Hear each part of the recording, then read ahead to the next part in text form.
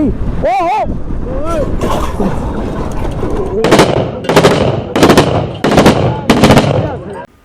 نیکی هیلې او احترامات اسلام ګل افریدي یم او د صحافت یا د خبریالۍ د شعبې یا د برخې سره د تیرو 14 کالو نه تړلی یم. په دغه مهمو ورځو کې چې دی یو ضروري پیغام یا یوه ضروري خبره تاسو سره شریکول غواړم. هغه دا چې موږ تاسو ګورو چې موږ ډېر ځوانان چې دي د موټرسایکلو تیز رفتارۍ او په هغې باندې د بې احتیاطۍ چې دي هغه د مرګ خولې له لړل او که کوم دي هغه هم دغسې جوبل دي چې عمر له چې دي هغه بیا په د مزدورۍ ښکار وي. لهذا لږ د احتیاط څخه کار اخیستل پکار دي. موږ په روډونو باندې ګورو چې دومره بې احتیاطه موټرسایکلې چلول کېږي چې لکه سړی سوچ او تصور هم نشي کولی.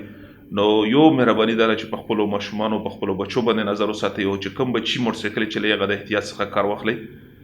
بل په دغو ورځو کې ټول نه مهمه مسله دا ده چې خلک هوایي فایرینګ کوي یا هوایي ډزې کوي. دا هم یو خطرناکه خبره ده او دا چې دي یو طرف له چې دي هغه مالي تاوان دی، بلکې دغه ګولۍ چې دي د چا دپاره د ټول عمر له دپاره چې دي د غم سبب ګرځېدی شي او دا یو خاموش قاتل موږ تن له ویلی شو.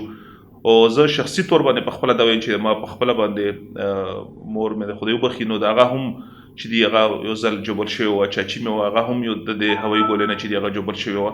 نو لهذا دا دی چې هغه درد او هغه تکلیف زه فیل کولی شم، زه احساسولی شم. نو مهرباني وکړئ چې د هوایي ډزو چې دا کومې پیسې دي دا په خپلو بچو ولګوو، په خپلو غریبانو چمګاونډ کې چې کوم خلک دي سره په هغوی ولګوو. ډېره مننه، مهرباني.